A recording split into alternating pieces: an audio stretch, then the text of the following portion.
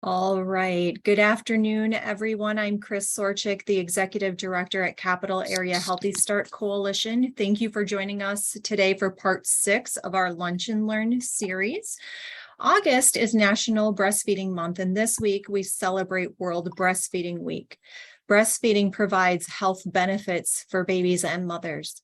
Breast milk is uniquely tailored to an infant's nutritional needs and helps to protect against illnesses and conditions such as ear infections, respiratory ailments, allergies, and intestinal disorders. Breastfeeding benefits mom by lowering the risk of high blood pressure, ovarian and breast cancer, and promotes stress reduction, weight loss after childbirth, and bonding with baby. According to the CDC, only 1 in 4 infants are exclusively breastfed as recommended by the time they are 6 months old. In 2020, in Leon County, 70% of Black mothers initiated breastfeeding compared to 89.6% of white mothers.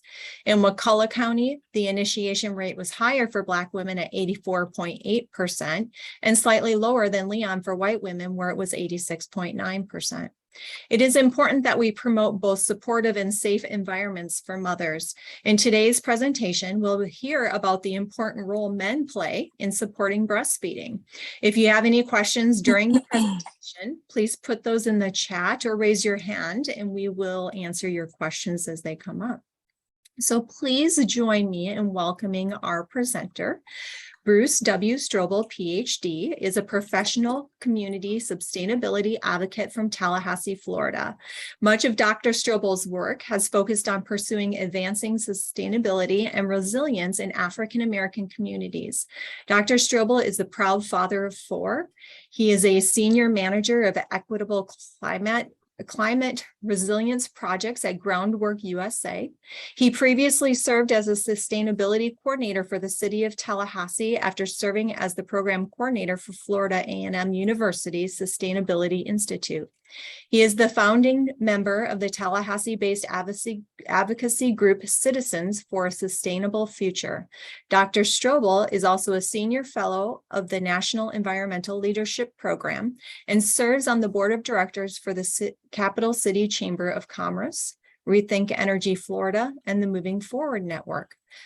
Dr. Strobel's belief is that community participation and civic engagement are the keys to developing sustainable and resilient African American communities and has been a guiding premise in all of his work. Welcome, Dr. Strobel, and thank you for being with us today. Hello, everyone. Thank you for having me here. This is really a pleasure just to come and be with such a prestigious organization. I'm very familiar with the Florida Healthy Start Coalition and the work that you do, and I think that it's critical to saving lives and keeping our communities healthy. Sometimes I know you all don't hear that, and I just want to make sure that you all know that the work you do is appreciated. And to all our visitors and guests, thank you for just coming to tune in. This is a very important topic to me, something that has been that has been important to me for quite some time.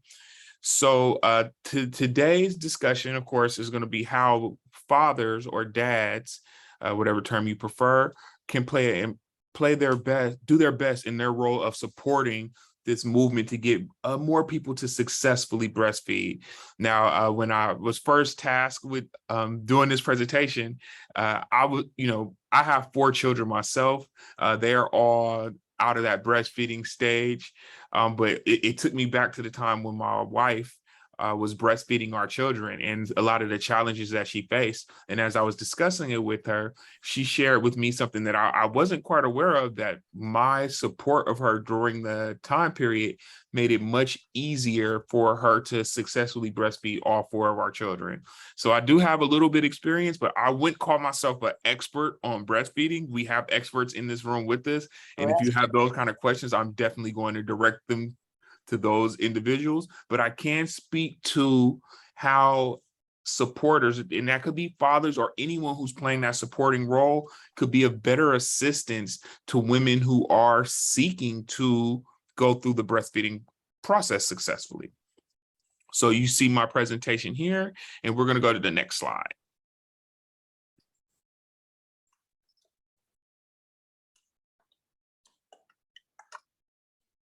So you may have heard of my organization. We're here based in Tallahassee, Citizens for a Sustainable Future.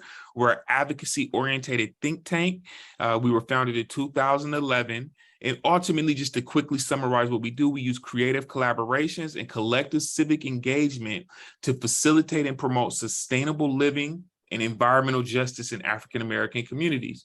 And when we talk about this concept of sustainable living, we've identified certain practices that range from growing your own food to protecting our water. And we also identify supporting breastfeeding as a critical community activity that promotes sustainability and resilience in our most vulnerable communities. I'm sure a lot of you are aware of the formula shortage that just recently took place. We've also have to consider that with global climate change, we'll be facing increased climatic weather disruptions, and those will put pressure on our communities, impacting our most vulnerable people first. And often we forget that our two most vulnerable communities are our infants and children and our elders. So one way we could shore up our resilience is to increase our practice and support of breastfeeding. So this presentation is going to break things down into 4 different stages. We'll talk about how you could best support a new mother in the pre-delivery stage, during her hospital stay, in the post-delivery first 3 to 14 days, and in the second stage of post-delivery in that first month to the 6 months out. So now let's talk pre-delivery. All right. So this is a very interesting time in pre-delivery where for fathers, this is where things are starting to get serious. Normally fathers are, or at least in my case, I'll speak for myself, a lot of my focus was outward at this time, making sure that we had our finances in order, making sure that all my wife's medical insurances and things were covered. But there's also an important role to recognize about the father's role in supporting the breastfeeding efforts during this time period. And it really brings me to this quote that a friend shared with me and my wife while we were preparing for breastfeeding. And she told us, and she's here today, I think I saw Dikiva Gaskin in the audience. She said, she shared this quote with us, that breastfeeding is a family affair. It takes time, practice, patience, and teamwork. And ultimately, as my wife was getting ready to deliver our first child, the understanding was, she wanted to breastfeed. We understood that breastfeeding was important. And I thought, well, she'll just do it. It's her body's designed that way and she'll just knock it out. But going through that process, as we started to study it more and to learn about it, we realized that there were several tricks to the trade that give you a higher chance of success, in that having a supportive partner is a major role in the success of breastfeeding. So let's go to the next slide. So a woman's body, as I was instructed by doulas and breastfeeding lactation consultants, gets ready to breastfeed before she gives birth. This is during the pregnancy, her breasts change so that they can make milk. And once the baby is born, as they begin to feed, it triggers the hormones that cause the mother to create more and release more milk. So one of the key recommendations from breastfeeding experts is that you feed your baby only breast milk in this first 6-month period, and you continue breastfeeding at least for a year. Now, this is a significant challenge. Breastfeeding is a great choice, but 6 months to a year is going to seem like an exceptionally long time, especially in those early weeks. At least that's what several mothers have reported. So instead of focusing on that entire time period, it's important to set short-term realistic goals. And these smaller steps help make breastfeeding a day-to-day task and make your chances of success that much higher. So some of those goals will just be, we're going to breastfeed at on demand, as they say, as the baby requests for this time period. Then we're going to try to build out a more of a routine, and just helping the mother build her routine into breastfeeding. And this is where encouragement, support, and just paying attention to the process is going to be really effective as a supporter or a father.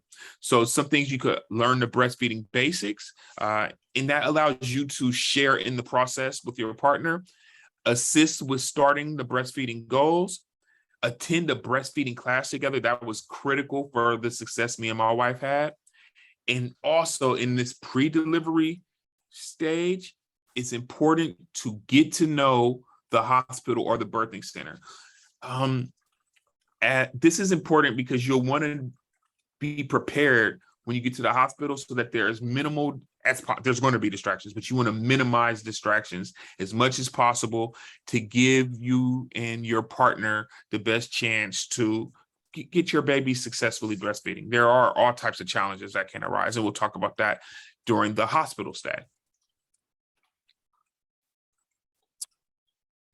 So the hospital stay is perhaps one of the more significant time periods where your breastfeeding can be challenged. And that's because this is where the mother is going to be going through the childbirth process.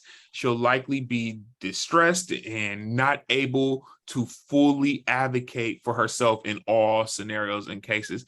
This is where being a supporter and an advocate on behalf of your partner is really important. So next slide.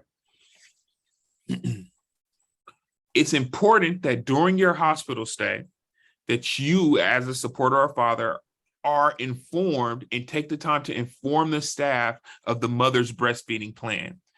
This plan should include what to do if the birth does not go as planned. That's if a natural birth turns into a C-section. It's important to make sure that you still want to breastfeed. I remember during the stage, my wife, we had planned to do a natural delivery and we were forced into an emergency C-section. As a result of that, our first child was born prematurely, even though he was still really big, which was amazing, right?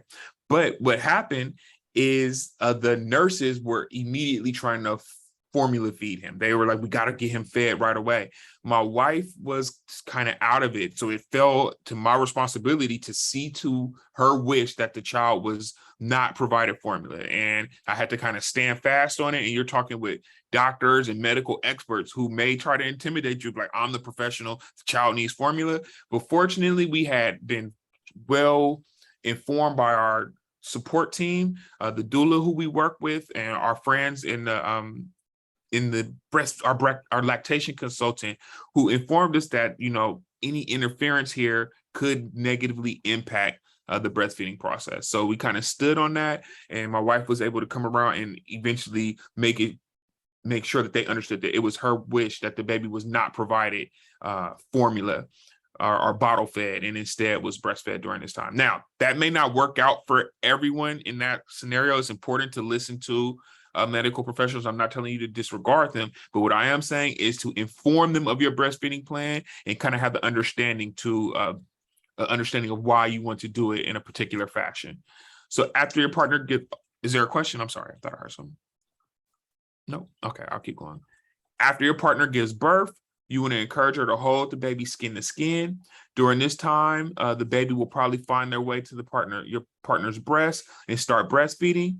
At first, your baby will eat about every 2 to 3 hours. In between those feedings, you make sure to get some skin to skin as the father as well. It helps build your bond with the baby. If your partner's having trouble breastfeeding, this is where it's important to also step up as an advocate. Ask the hospital staff for help. Look for a lactation consultant who can look at how your baby is positioned and how they are latching. And this can help make breastfeeding easier and more comfortable. And if, as men and fathers, it's very important that you understand that this is not just some people have it easy, but this could be a really difficult process. So it's going to require a lot of external support so that the mother can focus on breastfeeding. So that means taking on some additional responsibilities and just being as supportive as possible. Tell your partner you're proud of her, continue to encourage her, pick up her favorite meal, limit visitors so that she can rest and focus on breastfeeding. And you could also change the child's diapers and get in lots of time holding the child as well.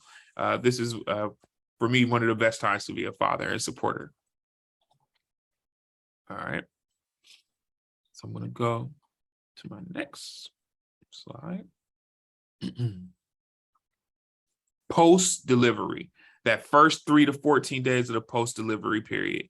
This is also a interesting time period. Are there any questions from the previous section before I move forward? Okay, I'll take that as a no. Okay, so first 3 to 14 days. How can a dad help in these first few days?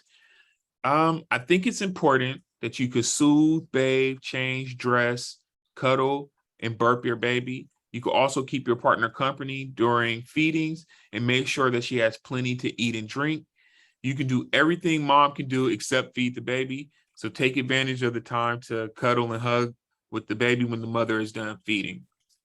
I think this is very important. It is, again, just playing that supportive role. It goes so far in encouraging and improving the chances for success or breastfeeding for the period that you desire. So when I say success, I mean whatever goal you set. Uh, Reaching that goal really requires support in many cases. You want to learn your baby's hunger cues so that you could bring your baby to your partner for nursing sessions.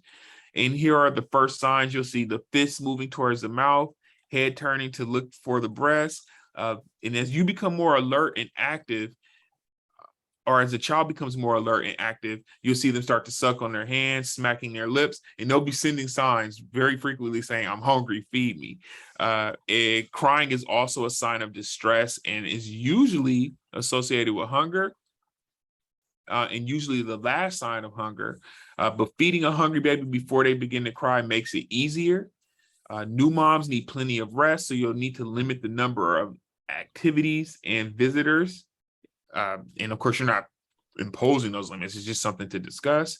But you can do that by helping with chores, running errands, cooking, cleaning, doing laundry. If mom needs something while she's breastfeeding, offer to get it for her. But any kind of support you could provide is going to be so instrumental. And you also want to help your partner feel good about herself. Just continuously positive affirmations and words of encouragement. They go a long way during this process.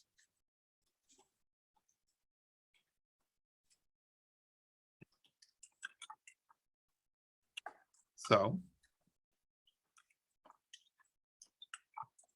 I'm going to go to the next slide. Post-delivery, that first 1 to 6 months.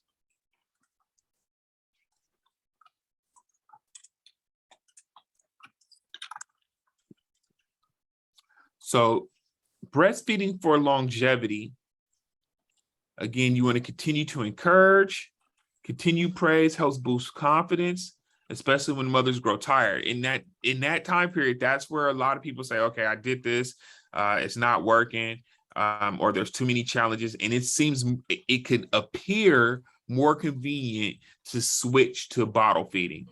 However, you want to remind the mother of the goals that she set if she becomes weary, and let her know that you'll be there to support her through the process. Not everyone will understand your partner's decision to breastfeed. Unfortunately, just culturally, people are not as well educated on the benefits of this process, some of the benefits that were mentioned before we started the presentation. And the reason that we're doing this, right? So you have to be that voice. I know one example, I remember we were on a family trip and a relative of mine wanted my wife to go into the restroom to feed the child. And I had to kind of advocate, be like, why would someone eat in the restroom? But like people still have misconceptions about what breastfeeding is, or they just have weird cultural phobias about the concept. And I think it's important that supporters and men and women that we challenge these publicly so that we make sure that we let children know like this is a natural process, as part of as part of our human function, and it promotes public health. So you have to be that first line of defense against negative comments. Anyone who tries to discourage your partner from breastfeeding. I know sometimes people will even encourage women to cover the child while she's breastfeeding. If people feel more comfortable doing that, if the mother feels more comfortable doing that, that's fine. That also is not a requirement. It's important that the baby is comfortable while they're eating. So these are all things that if you're aware of, you could just be that advocate, making sure that your partner has a supportive breastfeeding experience. Do I have any questions? any discussion points? I kind of went through this a lot faster than I anticipated. So I think I'll just continue to, I would love to answer any questions you had, or hear any of you all's experiences, or so that to kind of open this up as a discussion. All right. Well, that would take me to my next slide.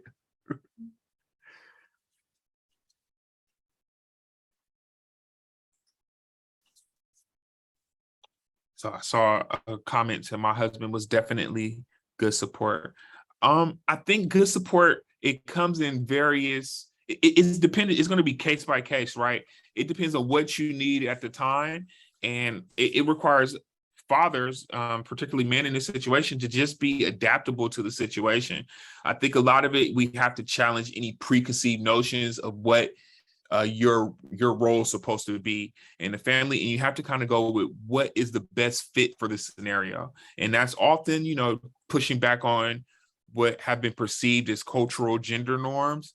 Sometimes you might have to be the one preparing the meals. You might have to be doing everything with the child for periods of time so that the mother can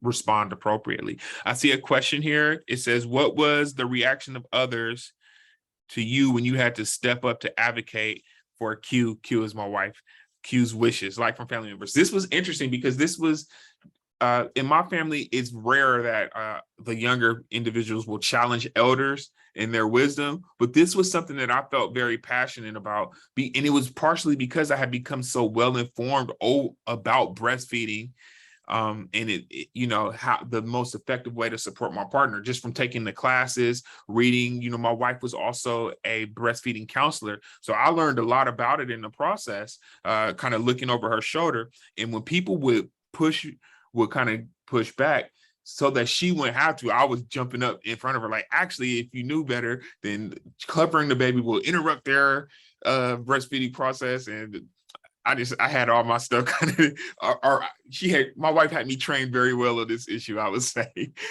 So I knew what to say, and then just effectively communicating with people like, this is our goal, like, please don't inhibit my child's ability to feed. And people kind of would stop pushing at that point. So I never really had experience where somebody was adamant. I mean, they were coming from a place where they were kind of suggesting like that my wife breastfeeding in public was her exposing herself. And I was to the other people in the room, and I was like, actually, that's not, that is your perception of the situation. Actually, our child is hungry, and this is a natural human process. We all eat in this room. If I wanted to sit here and drink or have something to eat right now, no one would think twice about it. So we have to afford the children and their mothers that same courtesy. You put your card in now? Oh, It didn't. I wasn't ready for your oh, okay. So the 13 didn't come. Please mute yourself if you're not talking to the group. I see from Millie, I think it's important to talk to our patients during their visits to include their support person. That was a great point in the presentation. Prepare before delivery. Without support, it could be isolating and more easy to give up on breastfeeding. Yes, absolutely, Millie. I think having the support, and when the fathers aren't available to play that support role, then it could be the mother, the sister, best friend, but anyone in that support role being informed of the plan so that they can advocate on behalf of the mother and then encourage her in her times of need is going to be critical.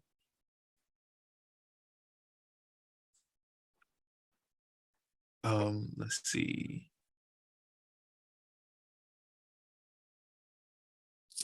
There's a big challenge in finding men to speak to other men about parenting. Do you have any material that can be taken to fathers when providing services? We're going to actually go over some of the resources in a few moments that the Florida Healthy Start Coalition is going to share. So I will make sure to revisit that, Patrick. Thank you for that. And I see Yada. Hey, Yada. Often women get taken advantage of because there is no male presence. This is a huge issue in our medical system that I know. Hey, this is the dietitian that follows that floor. May I speak to the nurse for 208? Oh, okay. Yeah. Often, so yeah, I think this is a huge issue in our medical field, particularly for women in general, and then for African American women specifically. And that is often people don't listen to the mothers. So unfortunately, having a male or a father there to advocate on her behalf will increase the chances of her wishes being heard. But I've heard horror stories of women just being completely disregarded as they advocate for themselves. And it's because of a lot of implicit bias, and I'll just say outright systemic racism that exists within our medical field that has to go challenged. So again, as supporters of women, particularly women who are looking to breastfeed, then we could play a role in challenging that and working against it by saying, hey, she said she wanted to do A, B, and C. I think it's important that you hear what my partner or what this woman is saying. Sister-in-law was recently positive for COVID, and she was thankful that she breastfed her son. Excellent point. So I'll take any more questions or comments at this time, or else I will turn it over to the Healthy Start team, and they will go over some of the available resources. Does anyone have any additional comments or questions for Dr. Strobel? I just want to say this was really, really good. Thank you for bringing Dr. Strobel on. Thank you, bro. Thank you, Chris. This is awesome, so amazing. And I just wanted to encourage you to do more of these. Thank you. Perfect. Thank you. Any other questions or comments? All right, we are going to, if you have any additional questions, I believe Dr. Strobel is able to stay with us Yes. through this next. Okay, perfect. I'm going to introduce Sandy Glazer, who is the Administrative Director here at Capital Area Healthy Start Coalition.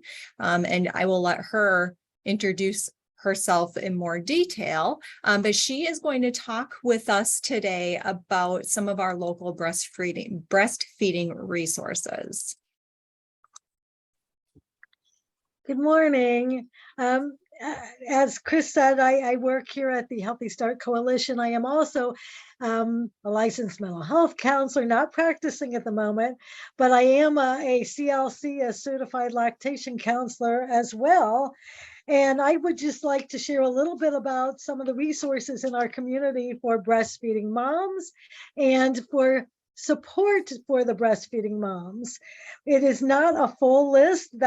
We have a lot of resources.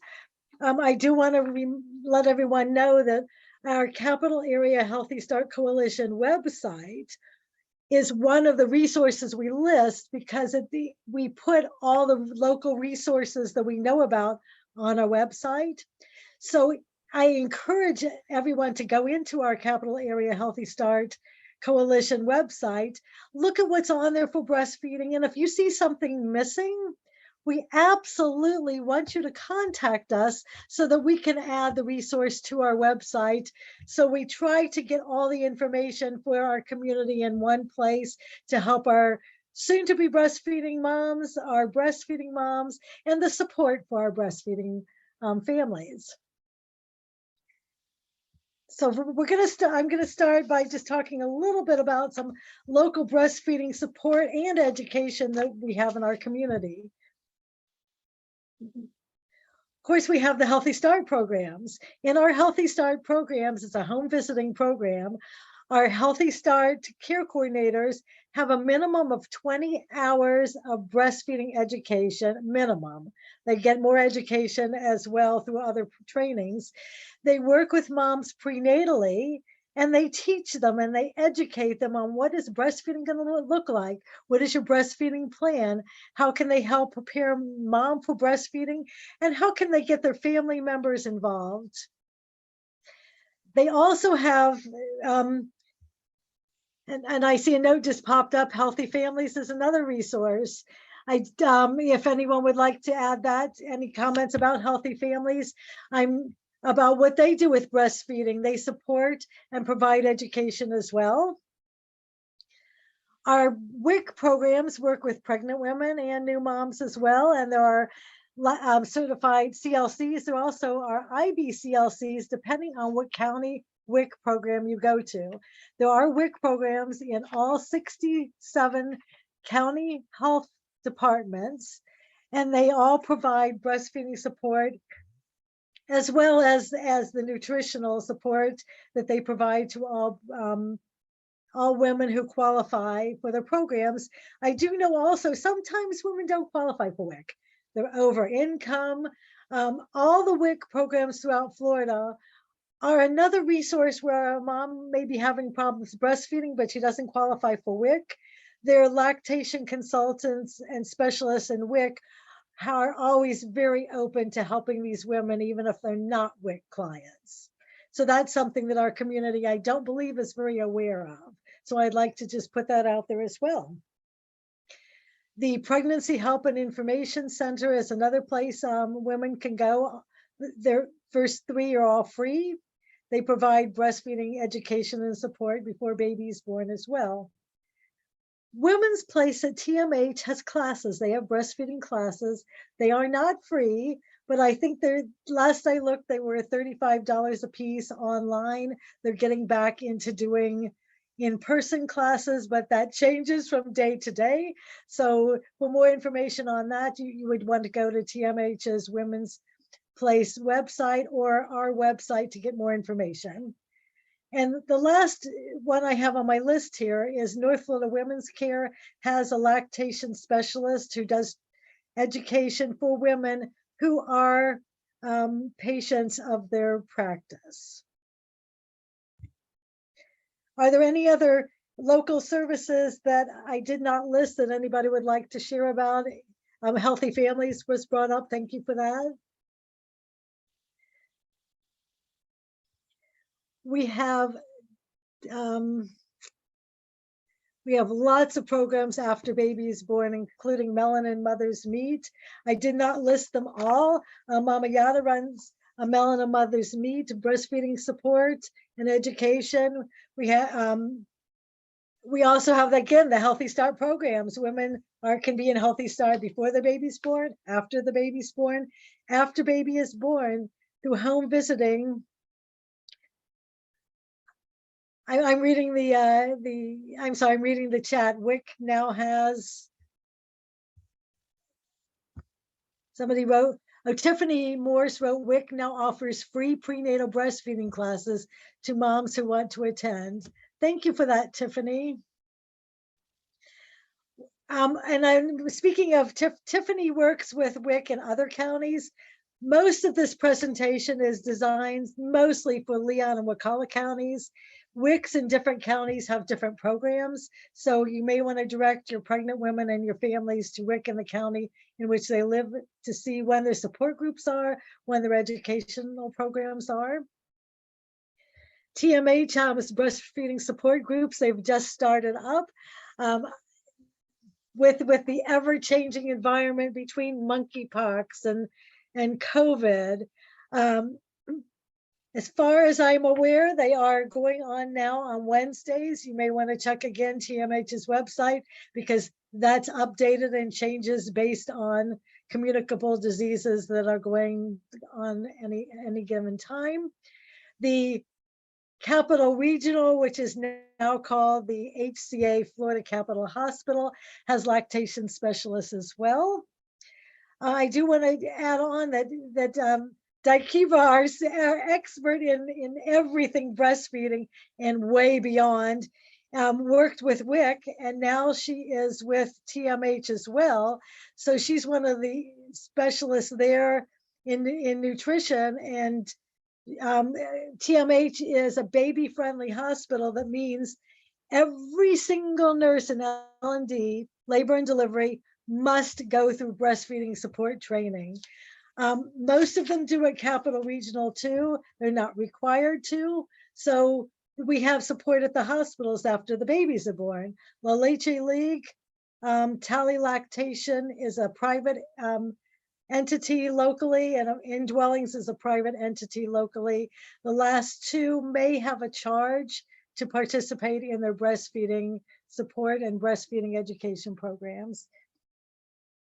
Any questions or anything that we missed that's important to add?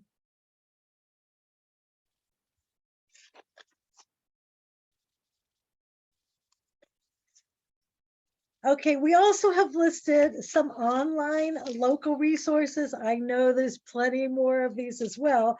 The online local resources also have links to more information about their in-person breastfeeding. The first one here is our Capital Area Healthy Start website. And again, please, I encourage everyone to submit any resources on breastfeeding or any other topics that you see on our website that other than breastfeeding, childbirth education, it goes on and on and on that we are missing, because we are trying to become, we are a community coalition. We want to be inclusive and include anything that's going on in our community that we can share with all moms and families, even if they're not in Healthy Start programs, they don't need to be. We want to make sure that everyone has some kind of information on breastfeeding and other entities. There, Melanin Mothers Meet. We have Mama Yana on today. Would you like to say anything? Would you like to add anything about what you do with moms related to breastfeeding or anything else? Yes, thank you so much.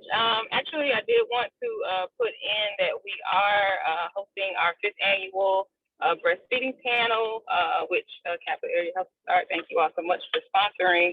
And we are holding it for our Black moms and families. So if you know any Black moms who need support and resources and tools, I think we also have one of our panelists on and host, Camille Lewis and Dakifra as our keynote speaker.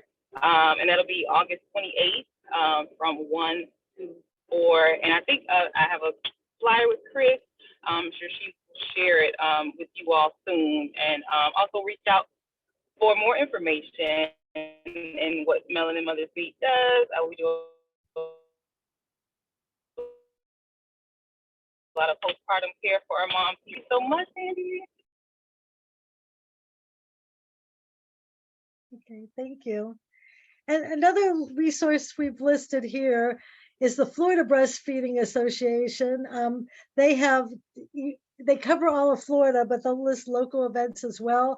And they have tons and tons of education, and they work with policy as well. So if you want updates on breastfeeding policy, you want some education on breastfeeding, or you would just like to know more about what the state is doing to encourage breastfeeding throughout the state of Florida, it's also another good website to go to. Tiffany Moores has put some comments in the chat. Tiffany works with WIC in some of the smaller counties. Tiffany, would you like to add anything about what the difference you see in the county WIC programs is related to breastfeeding?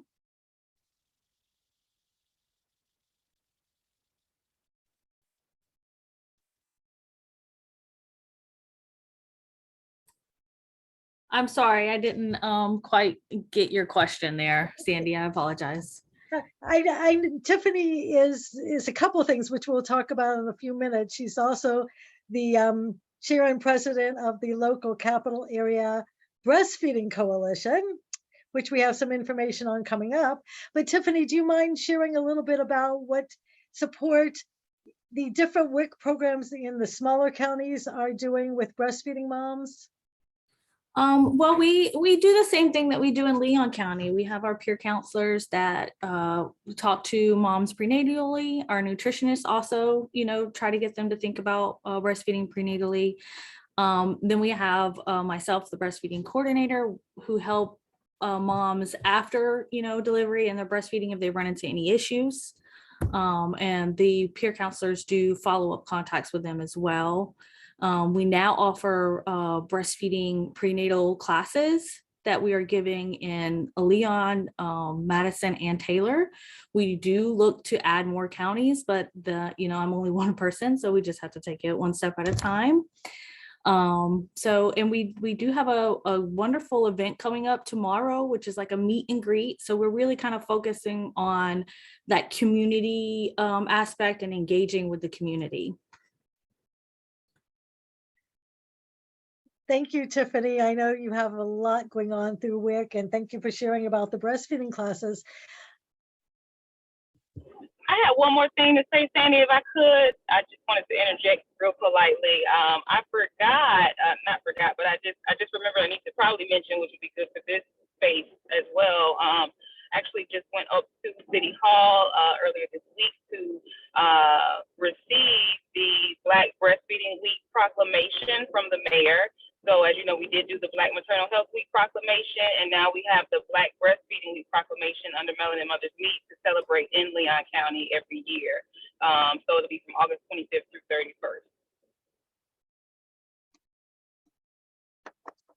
Okay, thank you. That's exciting. It's very exciting. Congratulations. Thank you, thank you. And we're going to recognize it at the panel, and I believe it'll be on a press release as well. So I'll keep you posted. Thank you again. I also wanted to share a little bit about some national online breastfeeding resources, because most of these also not only have wonderful education for women, they also have information on how dads and family members and significant others and the non-breastfeeding woman or breastfeeding person can help prenatally, help with the whole process. Similar to what Dr. Strobel was talking about, but some different aspects of them.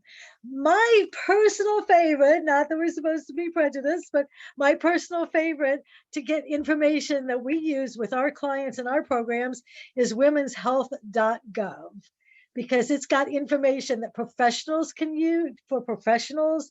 It's got information that professionals can use with breastfeeding population, and it has information that the breastfeeding population and their support can go to and pull up themselves.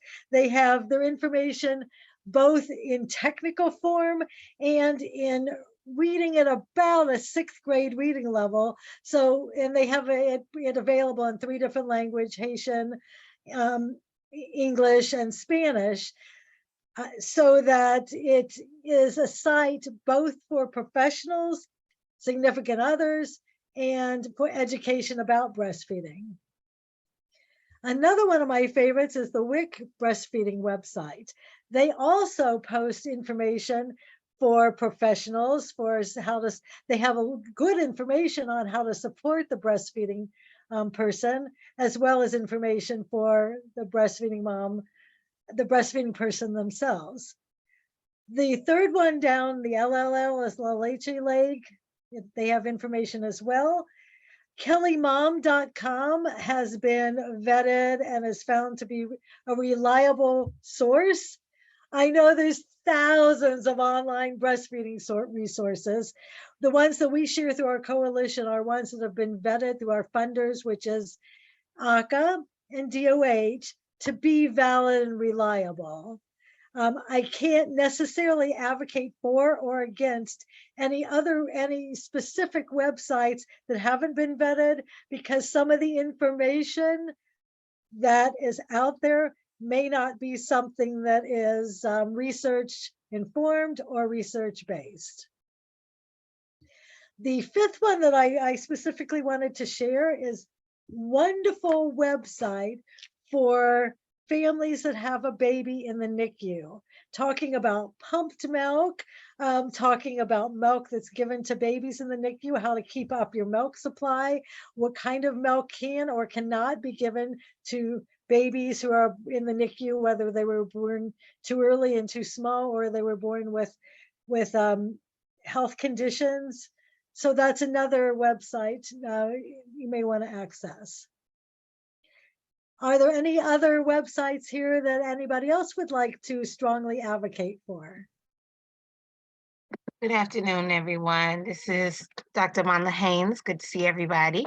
I just wanted to note that Postpartum Support International is also a good resource, not only for breastfeeding, but for just general support in the postpartum period. Mama Yada did a great job talking about melanin moms. I'm very proud of that work.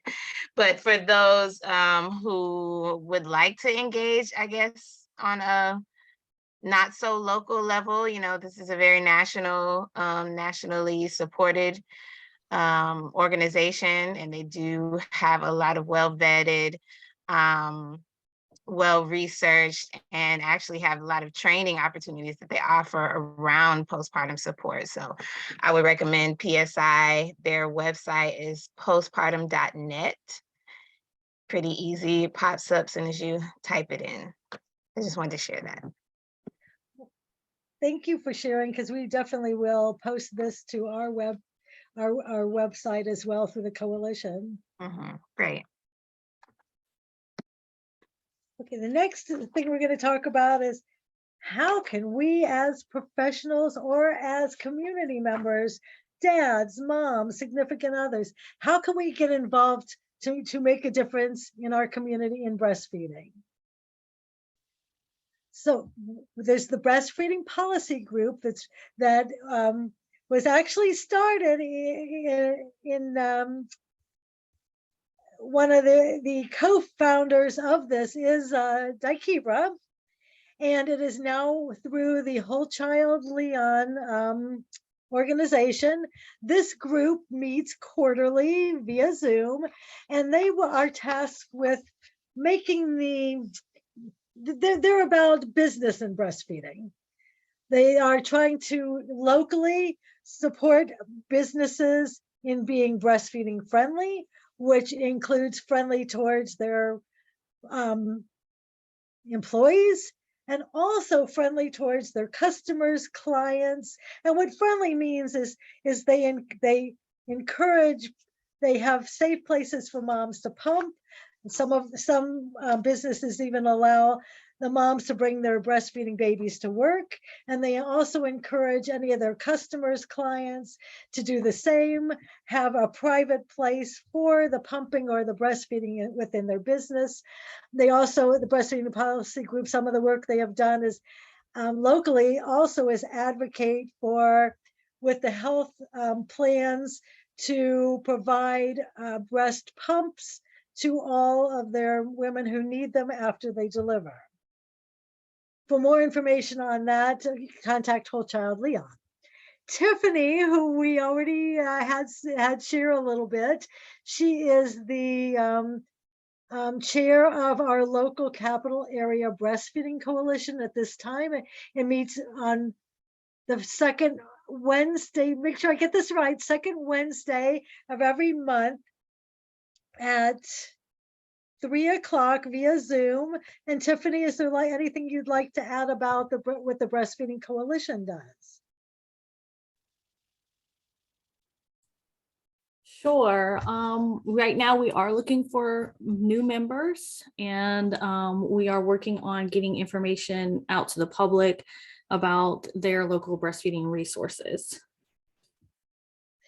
We are always, thank you so much.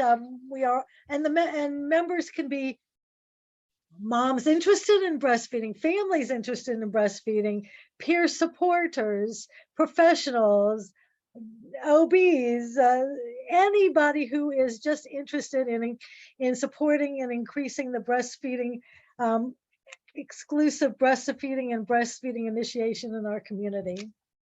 And the last thing we have is La Leche League, who we have a local league. They are looking to have more members in their local league as well. Next slide is something that I am going to let Chris tell about, something brand new that is going on in our community. Thank you, Sandy. That was unexpected. So we recently became a milk depot with the Mother's Milk Bank of Florida. We had our launch this week where we accepted our first donation from a local donor. We are very excited to bring this resource to our community. So we are asking everyone to help us spread the word. If you know of someone who is interested in being a donor, you can send them to our website. There is a Milk Depot resource page under our resource tab. We are just very, very excited about that. The breast milk is collected by us. Families or donors drop off. The Milk Bank of Florida comes and picks up that breast milk. They take it back to Orlando. They make sure that it is safe before they distribute it to recipient sites, which the recipient sites are NICUs throughout the state of Florida. I know TMH is a recipient site, and I'm going to assume that HCA will be, if they haven't already become a recipient site with their new NICU that recently opened. Sandy, is there anything I missed on the Milk Depot? No, I just wanted to share that. We're excited. So thank you. And that's any other resources anyone can think of, please feel free to let us know, to email, call Chris or myself. We can add your resource to our website, and we can also share it with the community. Are there any questions or anything anybody would like to share?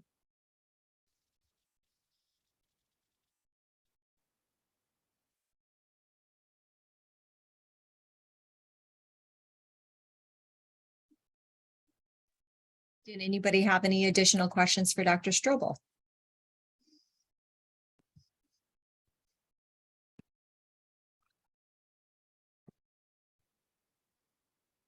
So I would just like to reiterate that it was a pleasure to be here with you all. It's always an informative discussion, especially when it's around breastfeeding, something that I believe is just one of the ways that we institute a healthier society and making the world healthier. There's so many benefits. And to all of you who are working to advance breastfeeding, I sincerely appreciate your work. And just, I know that sometimes it feels like we're fighting against the grain and everything is against us, but just seeing you all here kind of gives me faith that we'll advance this cause and we'll have more and more women breastfeeding over years, and they'll be fully supported in their process. So thank you very much for being here, and thank you for having me. Thank you for being with us, Dr. Strobel. You did a great job presenting. Thank you. I would like to just add one more piece of information for today. Dr. Amanda Haynes is with us today, and we are excited to announce that she is an honoree this year at our local Angel Awards, which is coming up on August 18th, along with her mom, Maisha Mitchell, and the Leon County Emergency Medical Services. Amanda, we're so excited. We're so thrilled. I'm coming off camera so you can see my smile. I'm so excited. Thank you all so much for the recognition. And we're all partners in this work. So I'm just very thankful, just one little thing that I can hang up on my wall, but the work continues. So thank you for the acknowledgement. Absolutely. Well, we hope some of our partners can join us at that event on the 18th at 5:30 at Bradley's Pond. More information can be found on the coalition website. And this concludes today's Lunch and Learn series. I want to thank you once again for everyone who took time out of their Friday to be with us to hear about breastfeeding, and specifically how dads help support breastfeeding or can help support breastfeeding, and then our local resources that are available.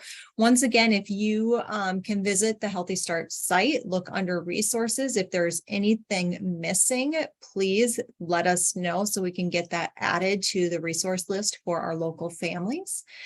We will be sending out the recording from today's presentation, and our next Lunch and Learn will be on September 2nd. So watch for more details to come. Thanks for joining us today, everybody. Thank you. Thank you, Dr. Strobel. Thank you. Have a great day. Have a great day.